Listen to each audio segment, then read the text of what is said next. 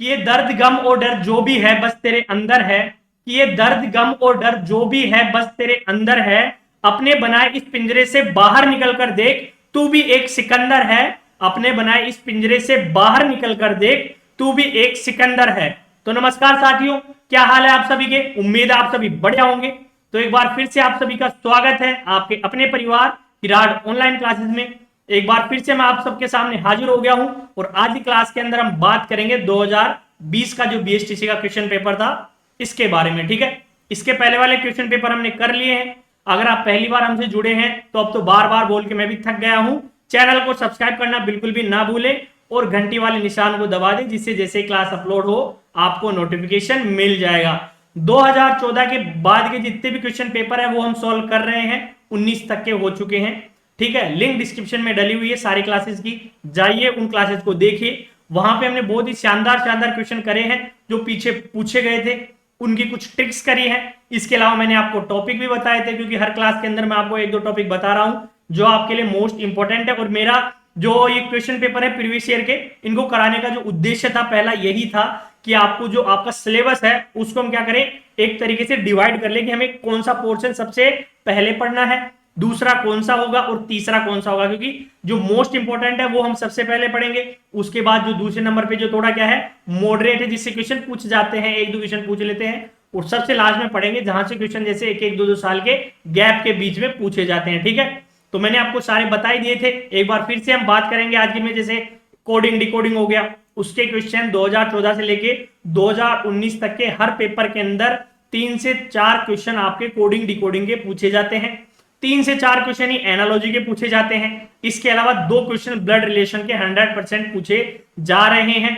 इसके अलावा आपके वेन डायग्राम के क्वेश्चन हो गए, 1 या 2 क्वेश्चन वो पूछे जाते हैं। कथन और निष्कर्ष वाला हो गया, 2 क्वेश्चन वहां से पूछे जाते हैं, 1 या 2 क्वेश्चन। इसके अलावा हम बात करें कौन सी, जो आपका दे रखा है सीरीज वाला, मिसिंग टर्म हो गया, सीरीज हो गया, अल्फाबेटिकल ऑर्डर हो गया, उसका क्वेश्चन भी आपके पेपर में पूछा जा रहा है 2014 से लेके 19 तक के में। और आज के पेपर में हम देखेंगे कुछ और टॉपिक, क्योंकि जो पिछली क्लास हुई थी हमने देखा था कि 2-3 ऐसे टॉपिक थे जो पहली बार ऐड हुए थे। ठीक है, उनके बारे में मैंने आपको पिछली क्लास में बता दिया था, आपको वो क्लास देखनी है जैसे ही क्लास खत्म होगी। ठीक है, लिंक डिस्क्रिप्शन में डला हुआ है। इसके अलावा अभी तक आपने अगर हमारा ऐप डाउनलोड नहीं करा है तो ऐप को भी डाउनलोड कर लीजिए। वहां पे आपको 5 ई मॉडल पेपर मिल जाएंगे, जो आपको स्क्रीन पे बुक दिख रही है वो अवेलेबल हो चुकी है। आप क्या कर सकते हैं, उसको ऑर्डर कर सकते हैं। इसके अलावा बहुत ही जल्दी इसकी क्या हो जाएगी अवेलेबल, ई बुक अवेलेबल हो जाएगी हमारे ऐप के ऊपर, तो आप ई बुक भी परचेज कर सकते हैं। जो बच्चे बुक को अफोर्ड नहीं कर पाते हैं या जिनको ये बुक नहीं मिल पा रही है किसी कारण से, वो क्या कर सकते हैं, ई मॉडल पेपर ले सकते हैं। ठीक है, ई बुक के रूप में आपको मिल जाएंगे।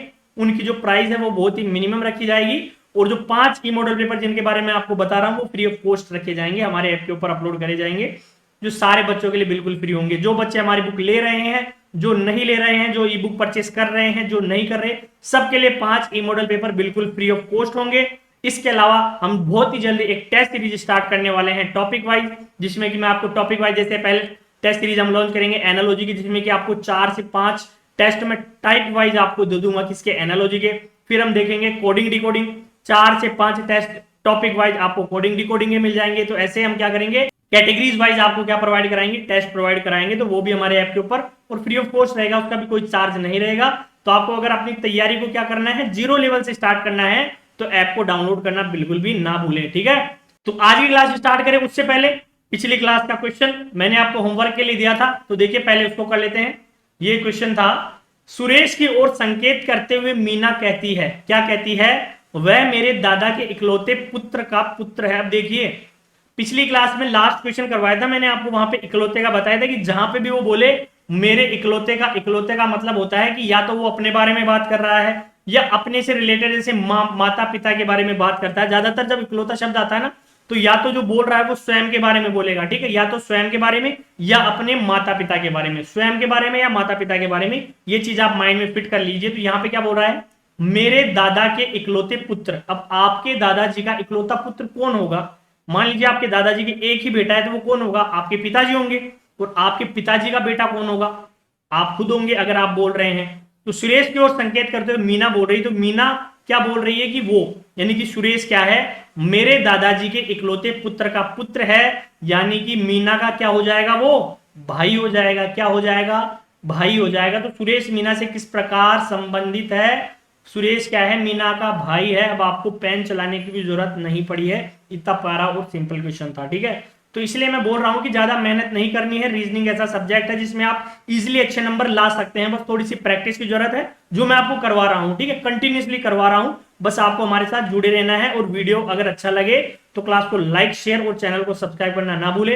अपने दोस्तों के साथ ज्यादा से ज्यादा शेयर करें। ठीक है, हम आपको कंप्लीट पैकेज देंगे, इसमें मैं आपको प्रैक्टिस क्वेश्चन भी खुद ही प्रोवाइड करवाऊंगा। आपको कोई सी बुक नहीं बताऊंगा कि वो परचेज करनी, नहीं, मैं खुद दूंगा आपको। जिन क्वेश्चंस की आपको प्रैक्टिस करनी है वो मैं बताऊंगा कि इन क्वेश्चंस की आपको प्रैक्टिस करनी है। जैसे कंप्लीट हो जाएंगे मैं आपको शीट प्रोवाइड करवा दूंगा। ठीक है, क्योंकि हमारा पब्लिकेशन है तो क्वेश्चन बैंक की कमी नहीं है। अगर आपको हर टॉपिक के 100 क्वेश्चन चाहिए तो वो भी मैं प्रोवाइड करवा दूंगा आपको, कि 100 क्वेश्चन आपको मिल जाएंगे हर टॉपिक के। ठीक है, तो आपको बाहर से कुछ लेने की जरूरत नहीं है, सारी चीजें हम प्रोवाइड करवा रहे हैं। ठीक है, बस आपको हमारे साथ जुड़े रहना है एंड तक। अब देखते हैं आज की क्लास का पहला क्वेश्चन।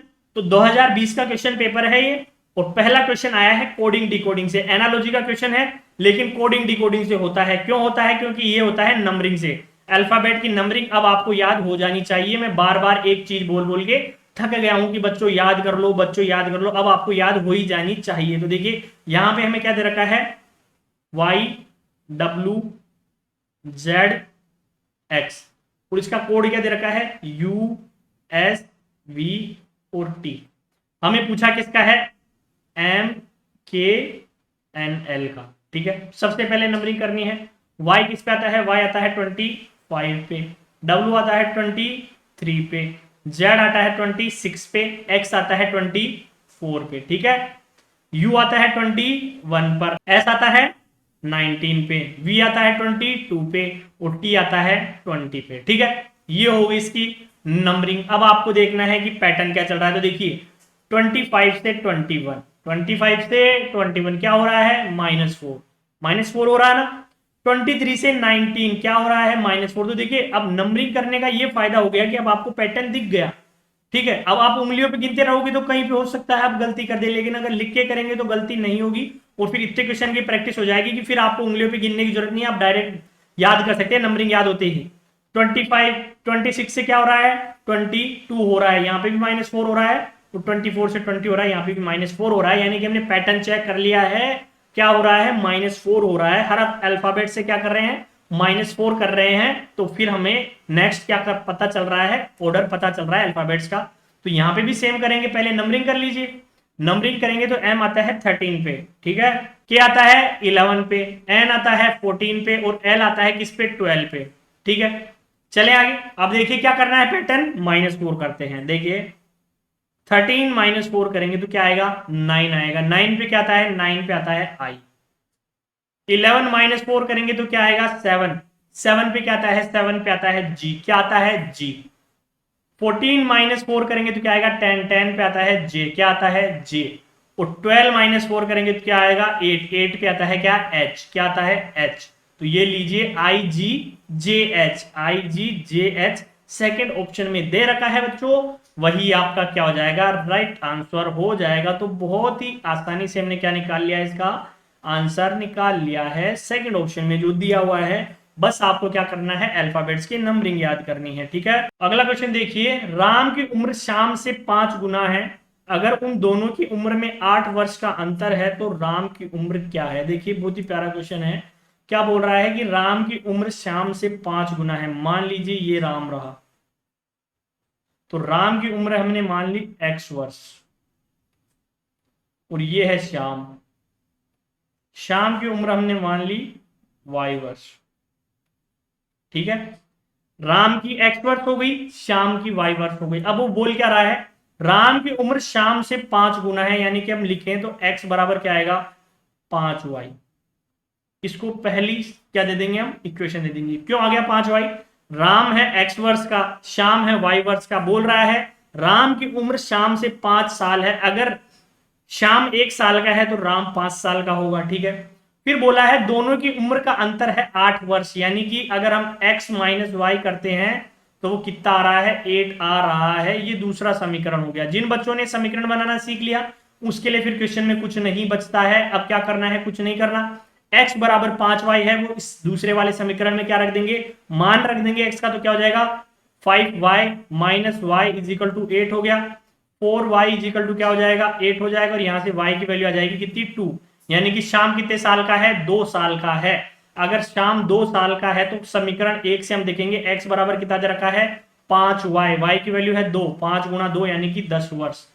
तो यहां से राम की आयु कितनी हो जाएगी, जो पूछी हमें 10 वर्ष हो जाएगी। कितनी हो जाएगी, 10 वर्ष हो जाएगी क्या, राम की आयु। ठीक है बच्चों, आ गया समझ में। एक बार फिर से देख लीजिए, उसने बोला है राम की उम्र शाम से 5 गुना है, तो हमने राम की उम्र मान ली x वर्ष, शाम की उम्र मान ली y वर्ष।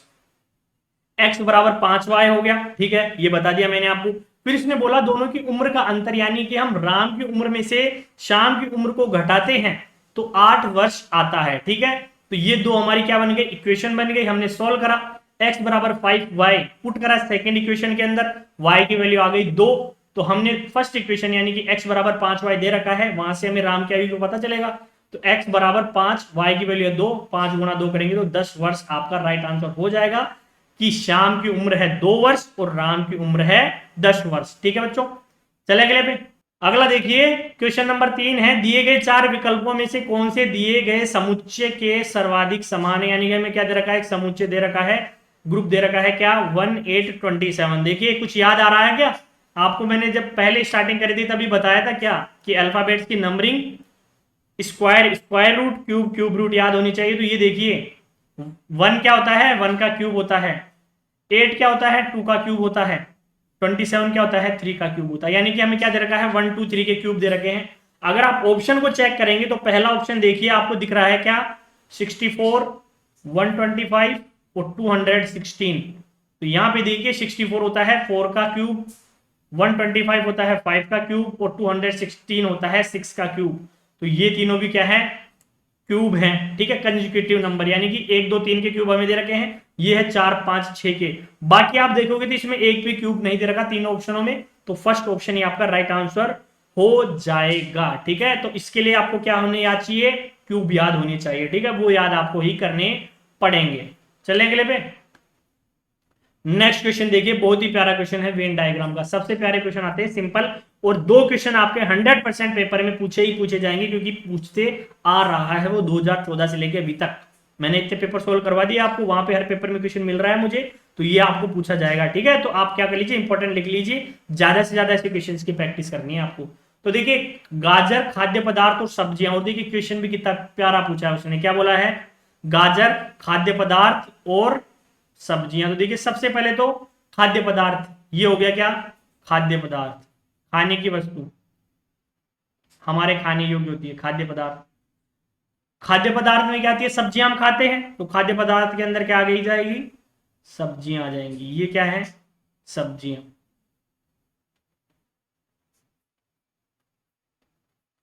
और गाजर किसके अंदर आती है, गाजर एक तरीके से सब्जी होती है, तो गाजर आ जाएगी इसके अंदर। ये क्या हो गई, ये हो गई गाजर। ठीक है, यानी कि खाद्य पदार्थ, खाद्य पदार्थ में आ जाएगी सब्जियां, और सब्जियों में क्या आ जाएगी, गाजर। तो ये वेन डायग्राम आपको फर्स्ट ऑप्शन में दिख रहा होगा, तो यही आपका राइट आंसर हो गया। आप देखिए मैंने तो बना के समझाया है आपको, अगर ज्यादा प्रैक्टिस करेंगे, अच्छे से प्रैक्टिस कर लेंगे, तो देखते ही पता लग जाएगा कि इनमें से कौन सा चित्र है जो सही निरूपित कर रहा है गाजर, खाद्य पदार्थ और सब्जियों को। वो है पहला वाला वेन डायग्राम। ठीक है, चले नेक्स्ट पे। तो अगला देखिए, चक्रवात संबंधित है प्रति चक्रवात से। प्रति चक्रवात का मतलब होता है एंटी साइक्लोन। साइक्लोन का अपोजिट क्या होता है, विलोम क्या होता है, प्रति साइक्लोन, यानी कि प्रति चक्रवात। तो वैसे ही बाढ़ से संबंधित है। बाढ़ का मतलब क्या होता है, पानी ही पानी। ठीक है, आज ब्लू है, पानी पानी, चारों ओर पानी पानी हो रखा है। तो इसका अगर हम विलोम करेंगे तो इसका विलोम क्या होगा, अगर बहुत सारा पानी है तो आप इसका विलोम क्या करोगे, सूखा, अकाल। तो इसका राइट आंसर क्या हो जाएगा, फोर्थ ऑप्शन। बाढ़ का अपोजिट क्या हो जाएगा, सूखा पड़ जाता है ना, अकाल पड़ जाता है, बारिश नहीं होती, इंद्रदेव नाराज हो जाते हैं। ठीक है, तो क्या होता है, सूखा। आपका राइट आंसर हो जाएगा कि जैसे चक्रवात संबंधित है प्रति चक्रवात से, वैसे ही बाढ़ संबंधित है सूखे से। क्या है, एक दूसरे के अपोजिट हैं। चले अगले पे। नेक्स्ट क्वेश्चन देखिए, फिर से देखिए वेन डायग्राम को दूसरा क्वेश्चन आ चुका है, कबूतरों, पक्षियों और कुत्तों के बीच में संबंध। अब देखिए आपको पता है कि पक्षियों के अंदर आते हैं कबूतर, तो ये हो गए पक्षी, और पक्षी में क्या आ जाएगा, कबूतर आ जाएगा। क्या आ जाएगा, कबूतर। लेकिन कुत्तों का क्या संबंध है पक्षी और कबूतर से? कोई संबंध नहीं है, कुत्ते तो बिल्कुल अलग थलग पड़े रहेंगे। तो ये मान लीजिए कुत्ते हो गए, ये कुत्ता हो गया, डॉग।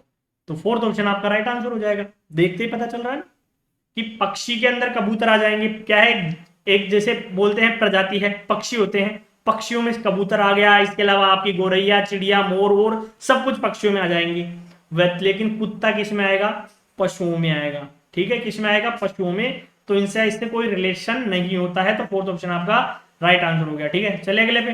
अगला देखिए क्वेश्चन नंबर 7 है, अगर डिवाइड का मतलब है गुणा। तो इस टाइप के क्वेश्चन को आपको क्या करना है, थोड़े आराम से पेशेंस से करना है, जल्दबाजी नहीं करनी। एक भी सिंबल गलत हुआ और आपका आंसर गलत हो जाएगा। ठीक है, तो देखिए डिवाइड का मतलब क्या है? गुणा है। गुणा का मतलब है माइनस। प्लस का मतलब है गुणा। देखिए गुणा का यहाँ पे, डिवाइड का मतलब भी मल्टीप्लाई है और प्लस का मतलब भी क्या है? मल्टीप्लाई है। और माइनस का मतलब क्या है? यहाँ पे डिवाइड है। ठीक है, तो वो कुछ भी बोले, अब यहाँ पे दो, एक डिवाइड भी मल्टीप्लाई को शो कर रहा है और प्लस भी मल्टीप्लाई को ही शो कर रहा है। तो जो बोला है वो आपको क्या करना है?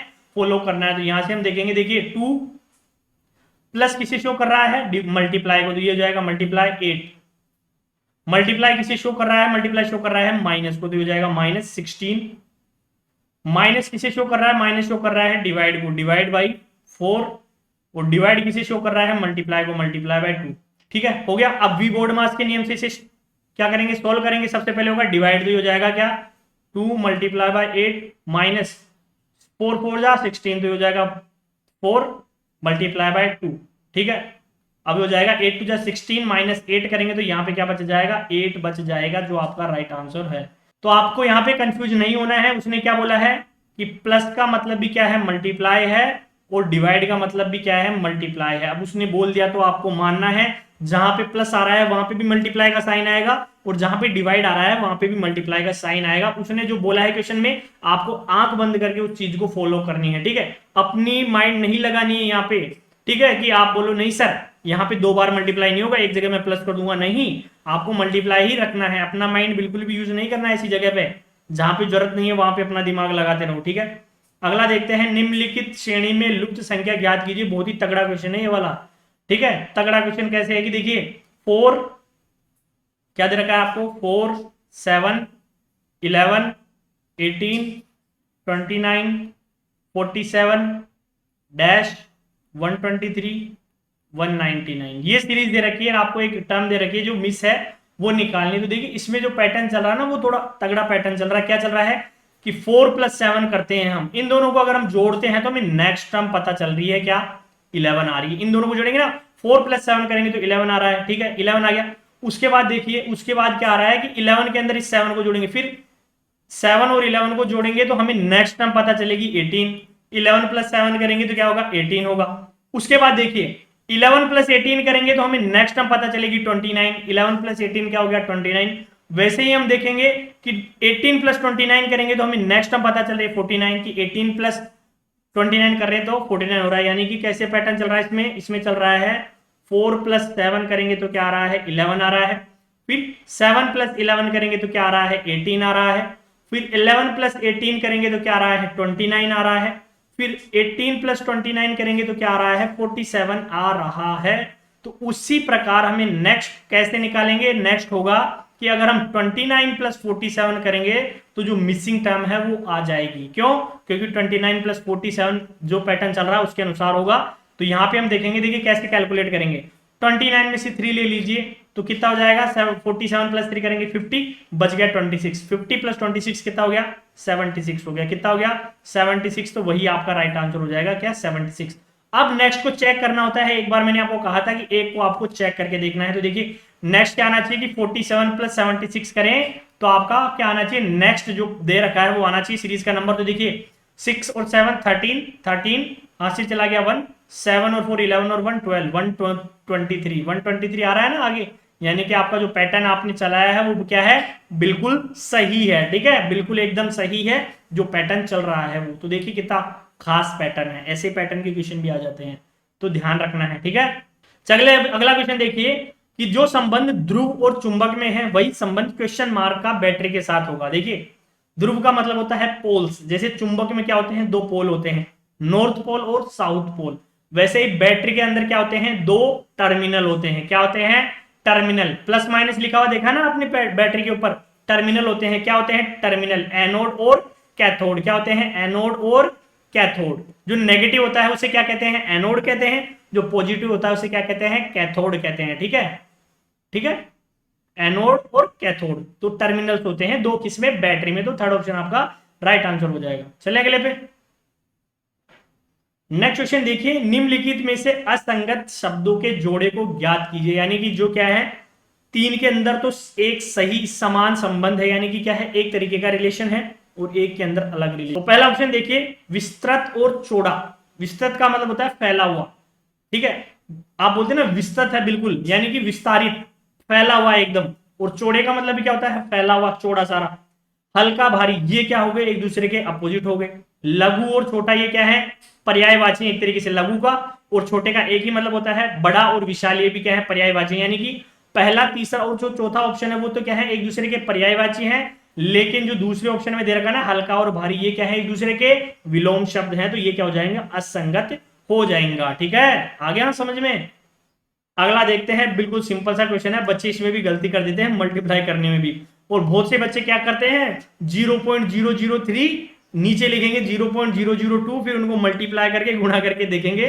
तो ऐसे बिल्कुल नहीं करना, आपको सिर्फ सिंपली देखना है। 3 2 जा क्या हो जाएगा, 6 हो जाएगा। तो ये लिख लीजिए 6। अब आपको देखने हैं कि पॉइंट कितने जीरो के बाद लगाना है। तो देखिए 1 2 3, 0.003, तो 3 तो यहां पे हो गई, और 0.0023 यहां पे हो गया, यानी कि 6 के बाद पॉइंट लगेगा।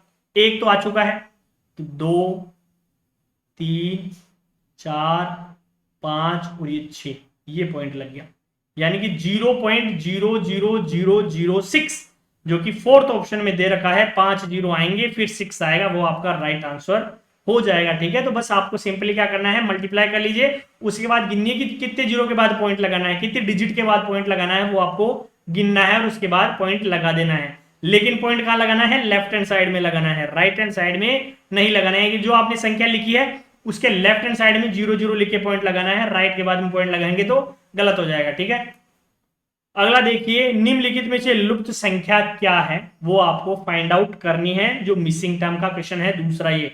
तो जो मैं आपको बता रहा हूं ना, वो मोस्ट इंपॉर्टेंट है। जो टॉपिक बता रहा हूं, तो उनकी कैसे प्रिपरेशन करनी है, वो टॉपिक वाइज प्रिपरेशन आपको अभी से अब आप फ्रेम करने लग जाइए कि पहले मुझे क्या पढ़ना है, फिर क्या पढ़ना है, कैसे क्या करना है। क्योंकि जो मेन मेन चीजें हैं वो मैं आपको बता रहा हूं। और अभी लेटेस्ट आ चुका है 2020-21-22 की, क्या है, लेटेस्ट पेपर है। ऐसे नहीं कि बहुत ज्यादा पहले के हैं, अभी लेटेस्ट ट्रेंड यही चल रहा है। तो देखिए 72 24 और 6, तो इसको मैं अगर ये कर दूं कि 24 मल्टीप्लाई बाय 6 करके इसको 2 से डिवाइड दे दूं। क्यों दे दूं, क्योंकि मुझे पता है कि 24 3 जा 72 होता है। तो यहां से अगर मैं 6 का आधा कर देता हूं, अब देखिए 24 मल्टीप्लाई हो जाएगा 3 से, और वो क्या होता है, 72 होता है। ऐसे ही हम सेकंड वाले में देखेंगे, तो देखिए 16 मल्टीप्लाई बाय 12 डिवाइड बाय मैं 2 कर देता हूं। क्यों, क्योंकि मुझे पता है कि 16 6 जा 96 होता है। तो ये क्या हो जाएगा, अब 16 मल्टीप्लाई बाय क्या हो जाएगा, 6 हो जाएगा, वो जो क्या होता है, 96 होता है। तो देखिए यहाँ पे क्या दे रखा है, 72 दे रखा है, यहाँ पे 96 दे रखा है। तो नेक्स्ट भी हम यही पैटर्न लगाएंगे। क्या लगाएंगे कि यहाँ पे क्वेश्चन मार्क को मैं मान लीजिए x मान लेता हूं, तो x multiply by 8 divide by 2 करूंगा, तो कितना आना चाहिए, वो 108 आना चाहिए। अब यहाँ पे क्या हो जाएगा, 9x इजिकल टू क्या हो जाएगा, 108 हो जाएगा। तो यहां से x की वैल्यू क्या आ जाएगी, 12 आ जाएगी, क्योंकि 12 9 जा 108 होता है। क्या होता है, 12 9 जा 108 होता है। तो कौन सा ऑप्शन हो जाएगा, फर्स्ट ऑप्शन आपका राइट आंसर हो जाएगा, 12 9 जा 108। ठीक है, समझ में आ गया ना। तो आपको क्या आनी चाहिए, आपको याद होनी चाहिए क्या, टेबल्स। टेबल्स भी याद होनी चाहिए। जैसे मुझे पता है 24 3 जा 72 होता है, 16 6 जा 96 होता है। ठीक है, तो वैसे ही यहाँ पे क्या लग गया है, आपका ये जो पैटर्न है वो पता चल गया, आपको टेबल्स याद होंगी। तो नेक्स्ट देखिए 13 14, इस टाइप के क्वेश्चन भी बहुत ही इजी होते हैं, लेकिन थोड़े क्या करना होता है आपको, कंसंट्रेट करके, यानी कि फोकस करके क्वेश्चन को सोल्व करना होता है। ठीक है, थोड़ा ध्यान केंद्रित करके। ठीक है, तो देखते हैं यहाँ पे कितनी बार दो लगातार दिए हुए अंकों के मध्य में अंतर 2 का है। यानी कि जो अंक दे रखे हैं उनके बीच में जो डिफरेंस आ रहा है वो 2 का आ रहा है। तो देखिए ये रहा सबसे पहला, क्या आ रहा है, 7 और 5, जो डिफरेंस कितने का है, 2 का है। उसके बाद हम देखेंगे सेकंड, ये रहा 3 और 5, यहाँ पे भी डिफरेंस कितने का है, 2 का है। ठीक है, उसके बाद देखिए फिर से 3 और 5, यहाँ पे भी डिफरेंस कितने का आ रहा है, 2 का आ रहा है। उसके बाद देखिए ये रहा, ये पे भी डिफरेंस कितने का आ रहा है, 2 का आ रहा है। और इसके जस्ट नेक्स्ट यानी कि 5 3 5 में क्या आ रहा है, 2 बार 5 और 3 में 2 का डिफरेंस है, 3 और 5 में फिर से 2 का डिफरेंस है। सेम चीज यहाँ पे हो रही है, यहाँ पे भी देखिए 2 का डिफरेंस आ रहा है और इसके जस्ट नेक्स्ट भी क्या आ रहा है, 2 का डिफरेंस आ रहा है। और तो नहीं रह गया, नहीं रहा बाकी, ठीक है। सॉरी, तो कितने हो गए, 1 2 3 4 5 6 7। तो क्या है, 7 ऐसी क्या है, हमें क्या पता चल गया, पेयर पता चल गए जिनमें नंबर्स के बीच में डिफरेंस वो क्या है, 2 का है, ठीक है। चले अगले क्वेश्चन पे। नेक्स्ट क्वेश्चन देखिए, कितनी बार 5 के बाद 9 आया परंतु इन जोड़ों में 5 से पहले 3 नहीं है। यानी कि देखिए क्या करना है आपको, इसको मैं रफ कर देता हूं अभी। आपको देखना है कि 5 आ रहा है, ठीक है, क्या आ रहा है, 5।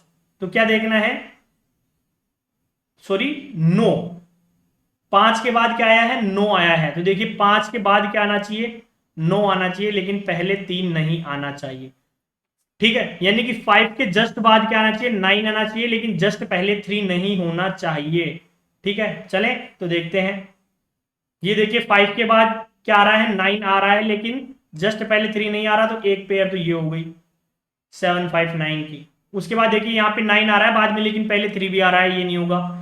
उसके बाद दूसरी पेयर ये हो गई 859 की, 5 के बाद 9 आ रहा है लेकिन पहले 3 नहीं आ रहा। उसके बाद एक पेयर हो गई 459 की, ठीक है, 5 के बाद क्या आ रहा है, 9 आ रहा है, पहले क्या नहीं आ रहा, 3 नहीं आ रहा। उसके बाद क्या हो गई, एक पेयर ये हो गई 559 की, ठीक है।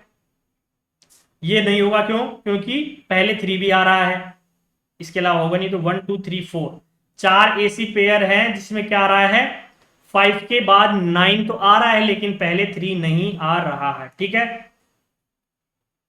अगला देखते हैं। अगला क्वेश्चन देखिए, बहुत ही सिंपल सा क्वेश्चन है। 8 22 8 28 और 8। तो पैटर्न चल रहा है, यहाँ पे 8 आ रहा है, यहाँ पे भी 8 आ रहा है, और यहाँ पे क्या हो रहा है, 22 प्लस 6 28। तो फिर क्या होगा, प्लस 6 होगा, यानी कि यहाँ पे क्या आएगा, 34 आ जाएगा। क्या आ जाएगा, 34। तो कुछ क्वेश्चन तो वो इतने सिंपल दे देता है आपको कि कुछ सोचने की जरूरत नहीं है।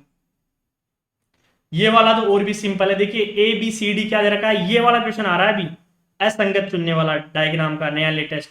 इनमें असंगत आपको दिख रहा है, सेकंड ऑप्शन हो जाएगा। क्यों हो जाएगा, क्योंकि बाकी की जो 3 आपको दे रखी है ना, जो इमेजेस या जो आपको डायग्राम, उनमें काट जाट बिल्कुल भी नहीं है। लेकिन जो सेकंड ऑप्शन में जो इमेज दे रखी है, जो डायग्राम दे रखा है, उसमें देखिए यहाँ पे जो ये कटा हुआ है, ठीक है, ये थोड़ी सी अलग है। बाकी सब में देखिए कंप्लीट आकृति बन रही है, यानी कि कंप्लीट शेप बन रही है, ठीक है। नेक्स्ट देखिए, बहुत ही सिंपल सा क्वेश्चन आया है, प्यारा क्वेश्चन सिक्कों वाला, कॉइन्स का, कि यदि 378 यानी कि 378 सिक्कों में 1 रुपए 50 पैसे तथा 25 पैसे के सिक्के हैं, जिनके मूल्यों का अनुपात क्या है, 13:11:7 हो, तो 50 पैसे के सिक्कों की संख्या क्या होगी। देखिए जो मैं समझा रहा हूं ना मेथड, उसको ध्यान से समझना। आपको क्या दे रखा है, मूल्यों का अनुपात,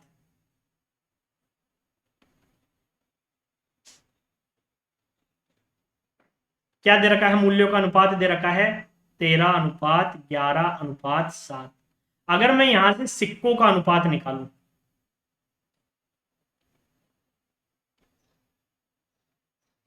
सिक्कों का अनुपात, तो कैसे निकालोगे। मूल्य का मतलब है कि 13 रुपए, 1 रुपए के कितने हैं, एक एक सिक्के कितने होंगे कि 13 रुपए हो। आप बोलोगे सर 13 सिक्के होंगे, तो यहां से हम मान ले कि जो सिक्कों की संख्या है वो x है, तो 1 रुपए के सिक्के कितने हो जाएंगे, 13x। क्यों, क्योंकि मूल्य कितना है 1 रुपए का, 13। तो यहां से कितने हो जाएंगे सिक्के, 13 हो जाएंगे। प्लस 50 पैसे के सिक्कों का मूल्य कितना है, 11 रुपए है 50 पैसे के सिक्के, तो सिक्के कितने होंगे, आप बोलोगे 22। क्यों, क्योंकि 50 पैसे के 2 सिक्के होंगे 1 रुपए में। तो यहां से अगर मूल्य कितना है, 11 रुपए है, तो सिक्के कितने हो जाएंगे, दुगने हो जाएंगे 22, क्योंकि 50 पैसे हैं। तो यहां से कितने हो जाएंगे, 50 पैसे के 22 सिक्के हो जाएंगे। प्लस हम बात करें 25 पैसे की, तो रुपए कितने हैं 25 पैसे के, 7। और 1 रुपए में 25 पैसे के कितने सिक्के होते हैं, 4 सिक्के होते हैं। तो 7 रुपए में कितने सिक्के हो गए, आप बोलोगे 28 सिक्के हो गए। 7 चौके 28x। ये किसके बराबर हैं, ये 378 के बराबर हैं, 378 रुपए के, 378 सिक्कों के बराबर है, सॉरी 378 सिक्के। अब आपको निकालने हैं किसके, आपको निकालना है 50 पैसे के। तो देखिए 50 पैसे के तो टोटल कितने हो गए, सीधा जोड़ लीजिए, 22 और 28 50, 50 और 13 हो गए 63। तो आपको निकालने हैं 22 सिक्के, क्योंकि 22 x 50 पैसे के सिक्के हैं 22, तो 22 बटा 63 गुणा करेंगे किससे, 378 से। अब काट लीजिए आप इसको, जब काटोगे तो कितना आ जाएगा, 132 सिक्के आ जाएंगे 50 पैसे के। कितने आ जाएंगे, 132 सिक्के आ जाएंगे। देखिए बिल्कुल सिंपल करवा दिया है मैंने आपको, इससे सिंपल इक्वेशन हो भी नहीं सकता है। ठीक, दोबारा समझना है। उसने आपको दिया है कि सिक्कों की संख्या है 378, 378 टोटल सिक्के आपको दे रखे हैं, और उसने दे रखा है किसका, 1 रुपए 50 पैसे और 25 पैसे के सिक्के। अब आपको ये तो पता है ना कि 50 पैसे के 1 रुपए में कितने सिक्के होते हैं, 2 सिक्के, और 25 पैसे के 1 रुपए में कितने सिक्के होते हैं, 4 सिक्के होते हैं। मूल्य का अनुपात है 13, 11, 7। अगर इस अनुपात को हम लिखे सिक्कों का अनुपात, तो यानी कि 13 रुपए है, मान लीजिए एक एक के 13 रुपए, तो आप कितने बोलोगे, कितने सिक्के हो गए, 13 सिक्के हो गए। सिक्कों की संख्या x मान ली टोटल, तो x यानी कि 13x हो गए। अब वो बोल रहा है कि 50 पैसे के 11 रुपए हैं, तो 50 पैसे के कितने सिक्कों के 11 रुपए होंगे, आप बोलोगे सर 22 रुपए, 22 सिक्कों के 11 रुपए होंगे। क्यों, क्योंकि 1 रुपए में 2 सिक्के होंगे, तो 11 रुपए में 22 सिक्के होंगे। वैसे ही 7 रुपए 25 पैसे के 7 रुपए में कितने सिक्के होंगे, तो आप बोलोगे सर 1 रुपए में 25 पैसे के 4 सिक्के होते हैं, तो 7 रुपए में कितने होंगे, 7 चौके 28 सिक्के होंगे। इनको जोड़ देंगे और निकाल लेंगे तो आपका राइट आंसर हो जाएगा कितना, 132, 132 सिक्के होंगे 50 पैसे के। टोटल करना है तो कुल कितने हो गए सिक्के, 63, तो 22/63 गुणा करेंगे 378 से, तो आपको क्या मिल जाएगा, आपका राइट आंसर मिल जाएगा। कितना मिल जाएगा, 132 मिल जाएगा। अब इसको आपको काट लेना है, वैसे मत बोलना कि काट के भी मैं ही बताऊंगा। काट लीजिए, देखिए ये कट रहा है किससे, 9 से काट लीजिए आप, तो ये हो गया कितना, 7 नाम 63, ये कट गया 9 चौके 36, 9 दूनी 18, ये जे 7 छिकी 42, 22 छिकी 132, ये लीजिए कट रहा है, बिल्कुल सीधा सीधा ही कट रहा है। ठीक है, अगला देखिए, नेक्स्ट क्वेश्चन देख रखा है कोडिंग डिकोडिंग का। देखिए कोडिंग डिकोडिंग का क्वेश्चन आ चुका है। स्टाइल STYLE, और कोड दे रखा है UVZJC। आपको 2 दे रखे हैं इसमें, BLUNT ब्लंट, तो इसका दे रखा है DNVLR। नंबरिंग करने से पता चलेगा क्या पैटर्न, तो देखिए S आता है 19 पे, T आता है 20 पे, Y आता है किस पे, 25 पे, L आता है किस पे, 12 पे, E आता है 5 पे, U आता है 21 पे, V आता है 22 पे, Z आता है 26 पे, G आता है किस पे, 10 पे, C आता है 3 पे। ठीक है, तो यहां से आप पैटर्न देखेंगे तो देखिए 19 से 21 +2 हो रहा है, 20 से 22 यहाँ पे भी +2 हो रहा है, 25 से 26 यहाँ पे +1 हो रहा है, 12 से 10 यहाँ पे -2 हो रहा है, 5 से 3 यहाँ पे -2 हो रहा है। तो यहाँ पे देखिए पैटर्न चलता है इसमें मिडल टर्म वाला। आपको क्या करना होता है, कोडिंग डिकोडिंग में एक टाइप होता है जिसमें क्या होता है, बीच की, यानी कि जैसे 5 अल्फाबेट दे रखे हैं, तो बीच से क्या करना है, लेफ्ट हैंड साइड में एक अलग पैटर्न चलता है, राइट हैंड साइड में एक अलग पैटर्न चल रहा है। तो यहाँ पे देखिए बीच वाला क्या दे रखा है, Y दे रखा है, जहां पे पैटर्न क्या है, +1 है। बाकी लेफ्ट साइड में देखेंगे तो +2 चल रहा है, और राइट साइड में देखेंगे तो क्या चल रहा है, -2 चल रहा है। सेकंड वाले में भी इसलिए आपको 2 दे रखा है कि आप क्रॉस चेक कर सकें, एक में आपको थोड़ा कंफ्यूज हो जाए कि क्या चल रहा है, तो सेकंड वाले को भी आप देखेंगे तो यहाँ पे भी यही पैटर्न चलेगा। B आता है 2 पे, L किस पे आता है, L आता है आपका 12 पे, U आता है 21 पे, N आता है 14 पे, T आता है 20 पे। वैसे D 4 पे, N 14 पे, V 22 पे, L 12 पे, R आता है 18 पे। तो देख लीजिए 21 2 से क्या हो रहा है, 4 हो रहा है, +2 हो रहा है, 12 से 14 क्या हो रहा है, +2 हो रहा है, 21 से 22 +1 हो रहा है, 14 से 12 -2 हो रहा है, 20 से 18 -2 हो रहा है। देखिए मैंने बोला था ना सेम पैटर्न चल रहा है। तो वैसे ही हमें देखना है किस पे, माउल्ड पे, MOULD। तो आपको क्या देखना है, बीच वाली टर्म को पकड़ना है। सबसे पहले नंबरिंग कर लीजिए, M आता है 13 पे, O आता है 15 पे, U आता है 21 पे, L आता है 12 पे, D आता है 4 पे। मिडल टर्म देखेंगे तो यहाँ पे होगा +1, क्या होगा, +1, तो 21 +1 करेंगे 22, 22 पे आता है V, यानी कि थर्ड अल्फाबेट V होना चाहिए। फोर्थ ऑप्शन कट जाएगा, थर्ड ऑप्शन कट जाएगा, फर्स्ट और सेकंड में से एक राइट आंसर होगा। तो लेफ्ट हैंड साइड में पैटर्न चल रहा है +2 का, तो देखिए +2 करेंगे, 13 +2 15, 15 पे क्या आता है, O आता है, और फिर 15 +2 17, 17 पे आता है Q, यानी कि OQV। फर्स्ट ऑप्शन में दे रखा है, सेकंड भी कट जाएगा, फर्स्ट ऑप्शन आपका राइट आंसर हो जाएगा। इधर चलेगा -2, 12 -2 करेंगे 10, 10 पे आता है J, 4 -2 करेंगे तो 2, 2 पे आता है B, यानी कि OQVJB फर्स्ट ऑप्शन में दे रखा है, वही क्या हो जाएगा, आपका राइट आंसर हो जाएगा। तो आई होप आपको समझ में आ गया होगा जो पैटर्न मैं बता रहा हूं। ये पैटर्न कौन सा है, स्प्लिट द मिडल टर्म। ठीक है, मिडल टर्म को आपको क्या कर दिया, स्प्लिट, यानी कि तोड़ दिया है बीच में से, यानी कि आपको क्या कर लिया है, यहां पे चल रहा है +1 बीच में से, बाकी लेफ्ट हैंड साइड पे चल रहा है +2 और राइट हैंड साइड पे चल रहा है पैटर्न -2, यही पैटर्न आपको, और इसलिए आपको क्या दे रखा है, दो कोड दे रखे हैं, ठीक है, दो आपको वर्ड दिए हैं, उनके कोड दिए हैं आपको समझने के लिए कि आपको कंफ्यूजन ना हो। अगला देखिए, माइक अपने घर से निकला और 10 मील पश्चिम की तरफ चला। तो ऐसे क्वेश्चंस को करने से पहले क्या करना होता है, एक छोटा सा काम करना होता है बच्चों। क्या करना होता है, आपको एक छोटा सा बनाना लेता है, क्या, दिशा सूचक यंत्र। ये पूर्व है, ये पश्चिम है, ये उत्तर है, ये दक्षिण। उसमें दिशाएं बदलती रहती है, हमारे फिक्स है 100% यही रहेगी। तो देखिए क्या कर बोल रहा है, सबसे पहले वो चला किधर, 10 मील पश्चिम की तरफ। किधर चला, पश्चिम की तरफ, ये लीजिए पश्चिम की तरफ चलाते हैं उसको, ये चल गया पश्चिम की तरफ 10। उसके बाद दाहिनी ओर मुड़कर 10 मील चलता है। दाहिनी का मतलब क्या होता है, मैंने आपको बताया था घड़ी की सुई की तरफ। अब यहां पे मान लीजिए घड़ी की सुई है, तो किधर जाएगी घड़ी की सुई, ऊपर की तरफ, तो ये फिर से चलेगा कितना, 10 मील ऊपर की तरफ, ये ले लीजिए चल गया 10 मील। फिर उसके बाद क्या बोल रहा है, फिर बाएं मुड़कर। अब देखिए बाएं का मतलब होता है घड़ी की दिशा के विपरीत। अब घड़ी की दिशा तो किधर जाएगी, राइट साइड में, तो ये देखिए बाएं वैसे भी इधर ही होगा, ये आपका बाएं हो गया। और कितना चला वो, 5 मील। ये थोड़ा चलाएंगे कम इसको, 5 मील, ये 5 मील चल गया। फिर से बाएं मुड़कर, बाएं मुड़ने का मतलब है फिर से घड़ी की सुई की विपरीत दिशा में। अब अगर इसको हम घड़ी की सुई मानते हैं, तो घड़ी की सुई अब किधर जाएगी, ऊपर की तरफ, तो वो होगा राइट साइड। हमें चलना है किधर, लेफ्ट साइड, तो ये जाएगी किधर, नीचे की तरफ। और कितना चलेगा, 10 मील चलेगा। तो ये लीजिए बराबर आ चुका है, ये यहाँ पे 10 मील। फिर क्या करता है, बाईं ओर मुड़कर 15 मील चलता है। बाईं का मतलब घड़ी की सुई के विपरीत दिशा में। घड़ी की सुई अब किधर जाएगी हमारे, अगर आप देखोगे तो लेफ्ट की तरफ जाएगी, तो ये चलेगा इधर राइट की तरफ। और कितना चलेगा, पूरा 15 मील चलेगा, ठीक है, कितना चलेगा, 15 मील।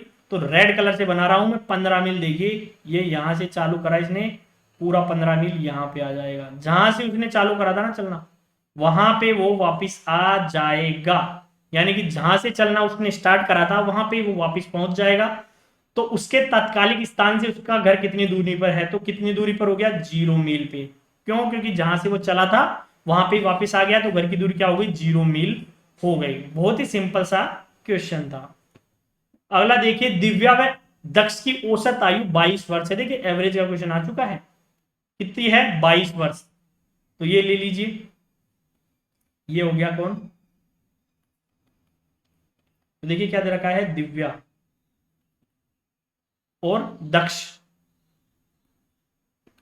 22 का मतलब है 2 गुना 22 कर देंगे तो 44 हो जाएगी, ठीक है। एक की एवरेज 22 है, दोनों की टोटल कितनी हो जाएगी, 44। यदि सुरभि की उम्र को जोड़ दिया जाए तो इनकी औसत आयु 28 वर्ष हो जाती है। अब इसमें अगर आप दिव्या प्लस दक्ष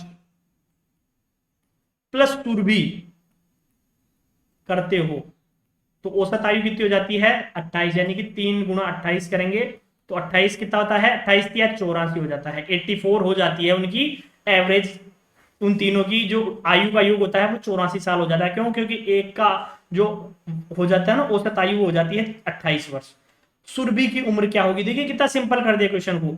अरे दक्ष और दिव्या की उम्र हमें पता है कितनी हो, दोनों की मिला के 44 हो रही है, तो यहां पे कर दीजिए 44 प्लस सुरभि, कितने के बराबर हो रही है वो, 84 के बराबर हो रही है। तो यहां से सुरभि की डायरेक्ट ही हमें पता चल रही है उम्र कितनी हो रही है, 84 माइनस 44 करेंगे 40 वर्ष।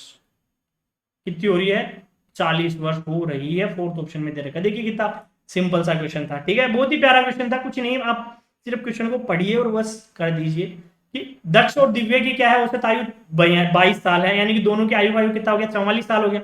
अगर सुरभि की आयु जोड़ दे तो उनकी औसत आयु हो जाती है 28 साल, यानी कि तीनों को आयु का योग हो जाएगा 84 साल। 3 इंटू 28 करेंगे 84। अब उसने बोला है कि सुरभि की आयु कितनी होगी, तो हमने देख लिया कि दिव्या और दक्ष की आयु, दोनों की आयु कितनी है, योग है 44 साल। तो 84 में से 44 घटा दो, बच गई जो सुरभि की आयु होगी, तो सुरभि की आयु हो जाएगी 40 साल। कितनी हो जाएगी, 40 साल।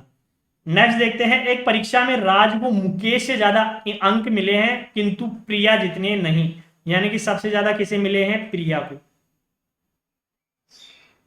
फिर क्या होना रहा है, राज। और फिर आ रहा है कौन, मुकेश। ठीक है, फिर आगे प्रिया को गौरव और कविता से ज्यादा अंक मिले। देखिए प्रिया को मिले हैं ज्यादा किससे, गौरव और कविता। इसको 1 नंबर ले लो, इसको 2 नंबर ले लो। गौरव को मुकेश से कम अंक प्राप्त हुए, यानी कि मुकेश के ज्यादा है किससे, गौरव से।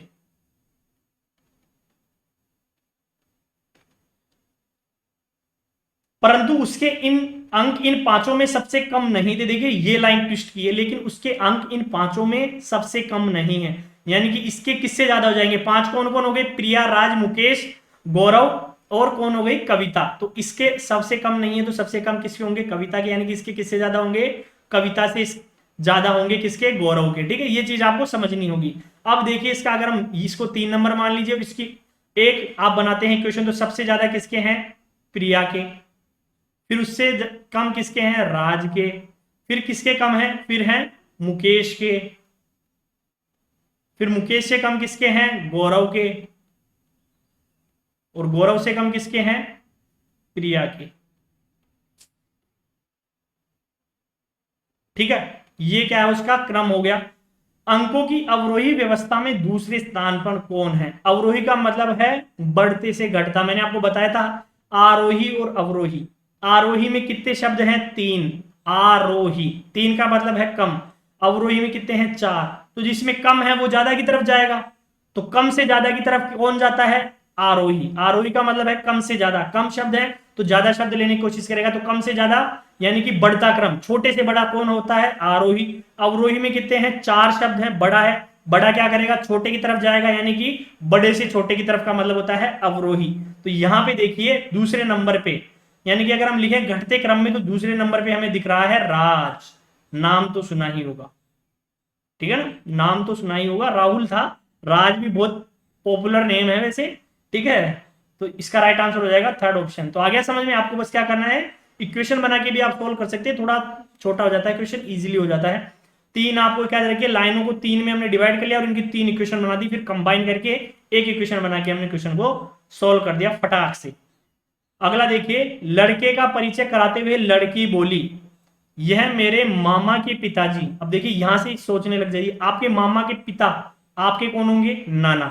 आपके नाना हो गए मामा के पिता, की इकलौती लड़की, आपके नाना की इकलौती लड़की यानी कि आपकी मम्मी का लड़का है। का लड़का यानी कि आपकी मम्मी का लड़का, आपका क्या लगेगा, भाई लगेगा। तो बिना पेन चलाए पता चल गया। लड़के का परिचय कराते हुए लड़की बोली, मेरे मामा के पिताजी यानी कि मेरे नाना की इकलौती बेटी मेरी माँ का लड़का है, यानी कि मेरा भाई है। तो लड़की व लड़के में क्या संबंध है, भाई बहन का, बहन भाई का संबंध हो जाएगा। बिना पेन चलाए आप क्वेश्चन कर सकते हैं। ठीक है, जरा चलाने की भी जरूरत नहीं पड़ी पेन को।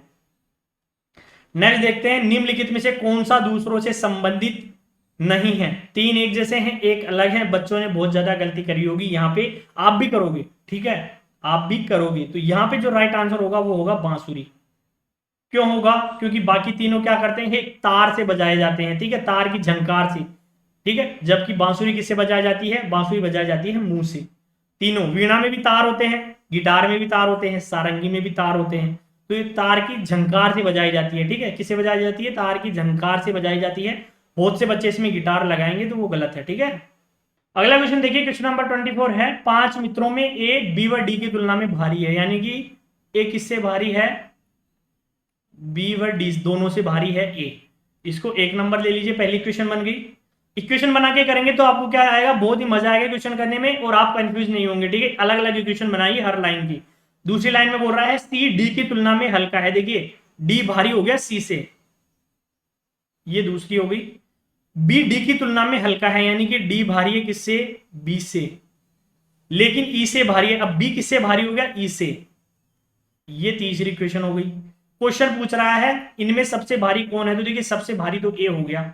आपको मेन जो इक्वेशन बनानी है उसकी तो जरूरत ही नहीं है, सबसे भारी कौन हो गया, ए हो गया। क्यों, क्योंकि ए बी से भी भारी है, डी से भी भारी है, डी सी से भारी है और डी बी और ई से भी भारी है, तो सबसे भारी हो गया ए। ठीक है, अगला देखिए क्वेश्चन नंबर 25 आपके लिए होमवर्क का क्वेश्चन है। कल हम यहां से ही हमारी क्लास को स्टार्ट करेंगे। तो ये 25 क्वेश्चन है आज के, 24 मैंने करवा दिए हैं, एक आपको होमवर्क के लिए दे रहा हूं। कल हम क्लास करेंगे यहां से ही नेक्स्ट, ठीक है।